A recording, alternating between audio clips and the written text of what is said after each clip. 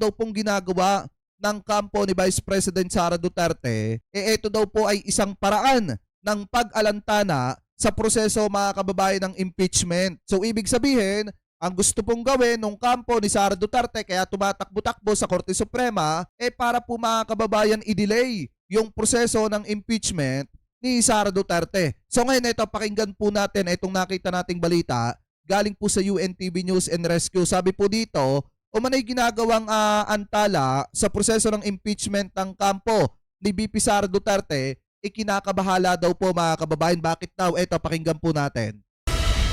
Rosalie, may plano na ba si Representative Sandanya kaugnay ng pagpapatuloy ng pagdinig ng House Justice Committee sa impeachment complaints laban sa Vice Presidente?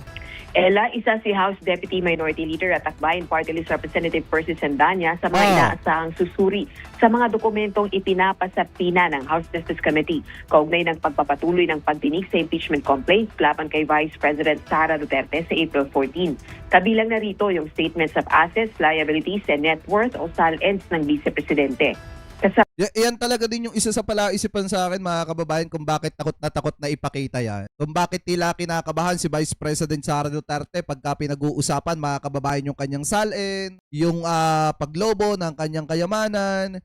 Actually, wala pa nga dito yung usapin ng bank account po niya. Ang pinag-uusapan pa lang dito, yung salin pa lang pero kinakabahan na po itong si Vice President. Sabay nito, nagpahayag ng pagkabahala ang kongresista sa anyay pagtatangka ng kampo ng pangalawang Pangulo na iantala ang proseso ng impeachment. Kasunod ito ng inihaing petisyon ng mga abogadong kilalang kaalyado ni VP Duterte sa Korte Suprema laban sa impeachment process ng Kamara. Ayon kay Akbayan Party List Representative Sandanya, constant strategy na ito sa panig ng pangalawang Pangulo at hindi na niya ikinagulat ang hakbang. Gayunman, binigyang diin itong may utang ang Vice Presidente na katotohanan sa publiko. Matagal na rin anyang dapat tinutugunan ni VP Duterte ang mga kinakaharap ng mga alegasyon ng impeachable offense kaugnay ng maling paggamit ng confidential funds, matinding pagbabanta sa buhay ng Pangulo, First Lady at dating House Speaker, hindi maipaliwanag na yaman at umano'y panunuhol. Nauna nang iginiit ni Attorney Michael Poe ang defense team ng Vice Presidente sa impeachment process, haharapin ni VP Duterte ang mga alegasyon sa tamang forum o sa Senado bilang impeachment court pag naiakyat ang reklamo para sa isang formal na paglilitis. Balik sa iyo, Ella. So sa madalit salita mga kababayan, kaya naduduwag si Vice President Sara Duterte at kahit na napakarami niyang abogado mga kababayan kasi pagka nakita ng taong bayan kung gaano kalaki ang inilaki ng kanyang kayamanan at hindi po tumatali sa perang pumapasok sa kanila o yung kinikita ng kanilang mga negosyo at ng kanilang profesyon, isa lang ibig sabihin yan. Talagang may nangyayaring hocus-pocus mga kababayan na talagang tumatanggap ng pera. Ano po, galing po sa hindi maganda. Lalo na galing po sa kaba ng bayan. Yan ang posible mga kababayan na isipin ng marami sa mga kababayang Pilipino po natin na talagang nagnanakaw, nangungurap, tumatanggap ng lagay, kaya gano'n na lamang katindi ang paglaki ng kayamanan. Mga kababayan, kung hindi ito tatali kung hindi ito tutugma doon po sa kinikita ng kanilang mga negosyo, kinikita ng law firm ni Man Scarpio at kinikita mga kababayan ng profesyon po nilang mag-asawa. Ano po? Anyway, ituloy pa natin. So, tingin po natin na wala po itong batayan at katulad ng binanggit natin, ito po ay talagang objective lang po nito ay isuppress po yung evidence na makukuha po ng komite. Panggulo lang at walang batayan. Ganito inilarawan ni Bicol Saro Party List Representative Terry Riton, House Justice Panel member, ang petisyong inihain sa Korte Suprema. Kasi biruin niyo mga kababayan na kaya lang naman kasi naghain ng petisyon po itong senator yon, itong sina Vic Rodriguez dyan po sa Korte Suprema. Kasi para pigilan talaga yung paglalabas mga kababayan ng SALN ni Vice President Sara Duterte. Kasi kinakabahan po sila na baka once na lumabas yung SALN, talagang yun na ang katapusan ng political career ni Vice President Sara Duterte, lalo na kung makikita na may depekto po talaga yung paglaki ng kanyang yaman. Ng mga kilalang kaalyado ni Vice President Sara Duterte laban sa impeachment proceedings ng Kamara. Para sa kongresista, layo nitong pigilin ang paglalabas ng ebidensya laban sa Vice Presidente. Inihain ang petisyon kasunod ng pagpapasapina ng House Justice Committee sa ilang dokumentong may kinalaman sa mga reklamong impeachment laban kay VP Duterte, gaya ng statements of assets, liabilities, and net worth o SALN nito. Gayon din ang annual income tax return returns at iba pang relevant documents ni na VP Duterte at asawa nitong si Attorney Manasseh Carpio mula 2007 hanggang 2025. Maging ang General Information Sheet at audited financial statements ng mga kumpanyang iniuugnay sa mag-asawa sa kaparehong panahon. Ayon kay House Justice Panel Member Representative Ridon, hindi kakatiga ng Korte Suprema ang petisyon. Tingin po natin Kasi mga kababayan, pag kinatigan pa ng Korte Suprema yan, obvious na, halatang halata na. mababasura ay ito pong kasong final po ng mga abogado po ng pangalawang Pangulo. Kasama po doon sa kapangyarihan po ng mga pagdinig. Ayon pong tinatawag na compulsory processes at kasama po dito yung kapangyarihan po na magsampina po ng mga dokumento. Ayon kay VP Duterte, wala siyang kinalaman sa petisyon at hindi kinonsulta ng mga abogadong naghain ito, bagaman Ako, hindi ako naniniwala dyan mga kababayan. Yung sinasabi ni Sara Duterte na wala siyang alam, hindi siya tinanong ng mga abogado niya bago mag-file mga kababayan ng petisyon sa Korte Suprema para pigilin yung pag-usad o paggulong ng impeachment ni Sara Duterte. Hindi ako naniniwala dyan, wala siyang alam dyan. Ako mga kababayan in my personal opinion, siya ang mismong nag-utos sa mga abogado niya na tumakbo sa Korte Suprema. Kasi imposible namang gagalaw yung mga abogado niya nang wala pong basbas niya. papasalamat ito sa Lalo na siya yung kliyente. Natural, lahat ng mga abogado niya bago gumalaw yung mga yan, magtatanong muna yan. kanila. Hindi sila nag-consult sa akin, no? Kasi hindi ko na iniisip ang impeachment sa panahon na yun. Iniwan ko na yan lahat sa mga abogado. At Kalokohan yan. syempre, nagpapasalamat ako sa mga lawyers, independent lawyers na hindi kasama sa defense team na nag-iisip pa rin na ipaglaban ang ating saligang batas at kontrahin ang pag-abuso ng proseso ng impeachment. Di ba mga kababayan, sila naman ang umaabuso sa proseso ng batas. Kasi biruin nyo kahit umaayos na o dumadaan na sa tamang proseso, yung impeachment ni Sara Duterte, talagang inaabuso po nila yung pagtakbo sa Korte Suprema. Porkit na ando doon yung marami nilang kaalyado na mga inappoint ni dating Pangulong Duterte, sinasamantala nila. Kaya nga mga kababayan, para sa akin, talagang obvious na itong ginagawang ito ng kampo ni Sara Duterte na talagang gusto nilang pigilan ito pong pag-usad ng impeachment ni Sara Duterte dahil natatakot po talaga sila na mabuking lahat ng ginagawang masama ni Sara Duterte. Ano po, para lamang dumami ang kanyang kayamanan. Hanggat walang inilalabas na desisyon o Temporary Restraining Order o TRO ang Korte Suprema, tuloy ang impeachment proceedings sa Kamara. Sa April 14, nakatakda ang susunod na pagdinig ng House Committee on Justice kung saan inaasahang ipresenta ang mga ipinasabi ng dokumento at mga testigo laban kay VP Duterte gaya ni Ramil Madriaga. Rosa Licuz, UNTV News and Rescue. Diyos ang aming sandigan, serbisyo publiko ang aming pinahahalagahan.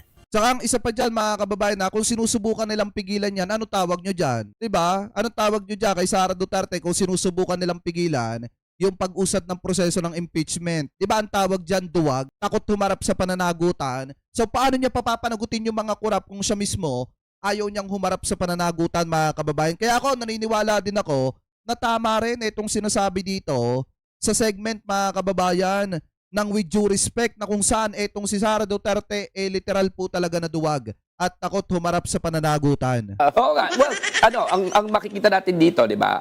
Una, pag-uusapan natin hindi pagsipot, no? Kasi, 'di ba, gusto mo ng bloodbath? Oh. There will be a Nasa na yung bloodbath. Pa-bloodbath ka pa, hindi ka naman pala sisipot. Simula pa lang. Tapos pupunta na naman sa Supreme Court dahil lang sa isang word na mini trial na ginamit na sinabi naman hindi to mini trial, may clarification naman afterwards, no? Oh. So tinitake advantage yung iisang word na yan. Nakitang-kita naman sa proceedings na walang mini trial, walang direct examination, walang cross-examination, walang redirect, walang recross, di ba? Binibigyan linaw lang kung ano ba yung ebidensya at binibigyan ka nga ng chance na sumagot. Yun yung unang-una, no? So, magkada ka na mag-bloodbath, pero hindi ka naman mag-a-appear. So, anong tawag sa'yo? Duwag. Duwag. Duwag tong si Sara Duterte na harapin ang kanyang mga akusasyon laban sa kanya. Tama mga kababayan. Kasi biruin nyo ang dami mo ng abogado Sobrang dami mong abogado pero takot ka pa rin humarap sa pananagutan mo. Di ba dapat mga kababayan, mas malakas yung loob niya at mas mayabang siya sa dami ng abogado niya. Pero ang nangyari po dito mga kababayan, kahit sobrang dami na ng abogado, duwag pa rin na harapin yung mga pananagutan po niya. Tapang-tapangan, puro posing, poser. Poser. Itong si Sara Duterte kasi at duwag. Hindi naman talaga matapang. Yun yung una. Pangalawa, Magaling manapa. magaling manapa. kasi performance. Hindi, kasi performance. Marami nanonood eh. Nasa national Pero TV eh. hindi lang performance, talagang may... Nananapang talaga. no? Tuluyan niya talaga eh.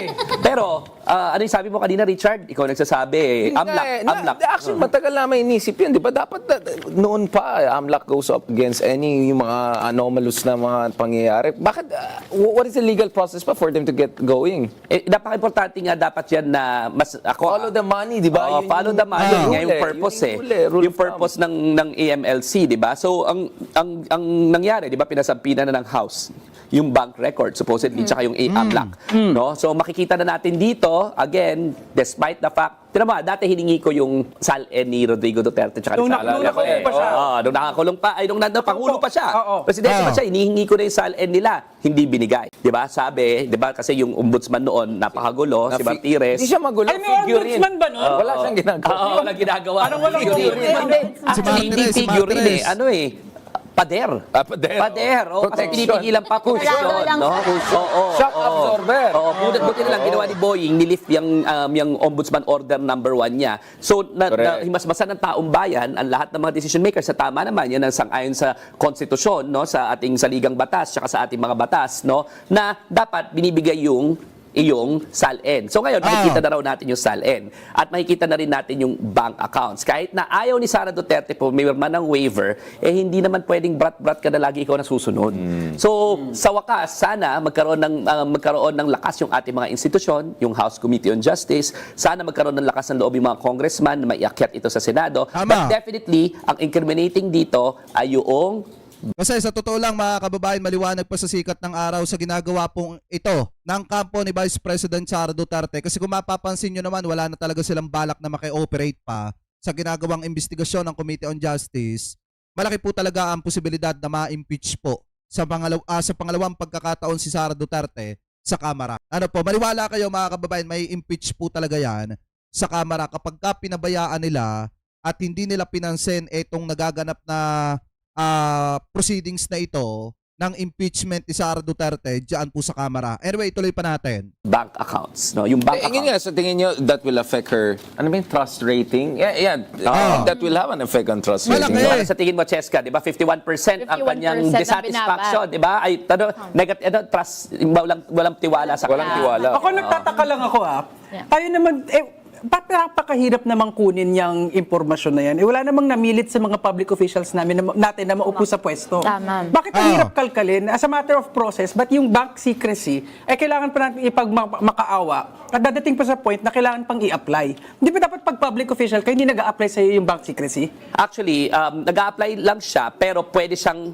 bulat-latin ng ombudsman. No? Kaya ako naniniwala nga, bilang ano lang to, Kita nyo naman yung sagot ng ombudsman. Makiki-operate sila mga kababayan sa Kamara at irerespeto nila kung ano yung gustong mangyari ng Kamara. So ibig sabihin, doon sa usapin ng SALN ni Sara Duterte, sa susunod na pagdinig mga kababayan, makikita ng taong bayan yung nilalaman ng SALN ni Vice President Sara Duterte. At kung hihilingin naman ng Kamara, yung mga bank records ni Vice President Sara Duterte, malaki din ang posibilidad na maki-operate dyan mga kababayan ang AMLAC. At saka po mga kababayan, itong ombudsman. isang abogado, no, na isa rin sa route kung para hindi na maging issue ang bank secrecy na yan. Kasi, alam mo naman si Sara, pupunta sa Supreme Court every single instance sa kaya niya. Kasi takot eh. Luwag eh. Baka Tama. mabuksan talaga yung sekreto niya eh. No? So, ibig sabihin, ang gagawin niya, tatakbo sa Supreme Court, sabihin, violation ng bank secrecy, ang nakalagay sa bank secrecy law, impeachment proceedings is an exemption, pero yung impeachment proceedings, ang ibig sabihin niyan, trial. Pero di ba dapat when the law does not distinguish, we should not distinguish. Yan ang rule namin eh, no? Mga mag-aaral ng batas eh. When the law does not distinguish, we should not distinguish. Dahil parte ito ng impeachment proceedings, dapat may karapatan na isampina ng House Committee on Justice. Pero alam naman natin, no, na Split syempre, hairs sila dyan. gagawin teknikalidad. Yeah. Pero tandaan natin na kung ayaw na natin yung legal issue na yan, ang pwede naman talagang may access is si Ombudsman. Kasi si Sara Duterte, nung sinumitin niya yung kanyang salin, meron sa baba nakalagay dyan. You're giving full powers to the... may waiver. may May waiver waiver. So we need niya na yung rights niya under bank secrecy. The moment na submit ka ng salin. ng salin. Yeah. So sa akin palagay, isa rin yan sa ruta na pwedeng tahakin para mabuksan ang katotohanan. Tandaan po natin ha, tandaan lang po natin, ang goal po natin dito ay mabuksan ang katotohanan. Tama. Ngayon, kailangan rin natin ng cooperation ng mga duly elected public officials, including si Sara Duterte, kung wala naman talaga siyang tinatago. Hanggang saan ba ang tapang ng mga Pilipino? Hanggang saan ba ang tapang ng ating mga institusyon para siguraduhin na may pananagutan dito sa ating bansa? All of us ha, collective journey po natin itong impeachment proceedings na ito. At sana bantayan natin at ma-make sure natin this time around na merong pananagutan. Sabi nga ni Bato, di ba? Yan. Ba, na nang tatago, wala ka naman dapat kinakatakot kung wala ka naman kailangan itatago, di ba? Tama. So sabi niyo, Ang problema, yung nagsabi noon, mga kababayan, wala na rin ngayon, nagtatago na, buhat nung nalaman na may arrest warrant siya na papalabas, mga kababayan. At saka kung mapapansin nyo, wala po talaga itong kampo ng mga Duterte kapag nasa point na sila ng pananagutan. Wala na talaga, mga kababayan, bumabahag na po ang mga buntot nila. Pero kapag sila nasa kapangyarihan, ang tatapang nila at lalakas ng mga loob nila. Pero kapag sila nahaharap na sa matinding pananagutan, kita nyo ba nangyari kay Bato, nagtatago? Etong si Sara Duterte, mga kababayan, takot nang humarap sa kanyang mga pananagutan. Kaya nga kung mapapansin nyo, kapag naki-operate itong ombudsman sa Kamara at dumating na yung point na kinakailangan bulat-latin itong mga bank records ni Vice President Sara Duterte, at napatunay na tumatanggap siya ng pera sa Pogo operator at saka sa mga drug lord, yun na po ang mitsa ng katapusan ng political career ni Vice President Sara Duterte. Pero isa lamang po yung pinakasigurado dito, mga kababayan. Sa pangalawang pagkakataon, mai-impeach po siya sa Kamara de Representantes. Ano po, yan yung pinakasigurado dahil hindi na po sila nakiki-operate sa ginagawang investigasyon ng Kamara. Ano po, so kayo, mga kababayan, kung kayo po ang tatanungin, ano po ang masasabi nyo hingil po sa usapin na yan? Comment below na lamang po kung ano po ang opinion po ninyo hingil po sa usapin na yan, mga kababayan.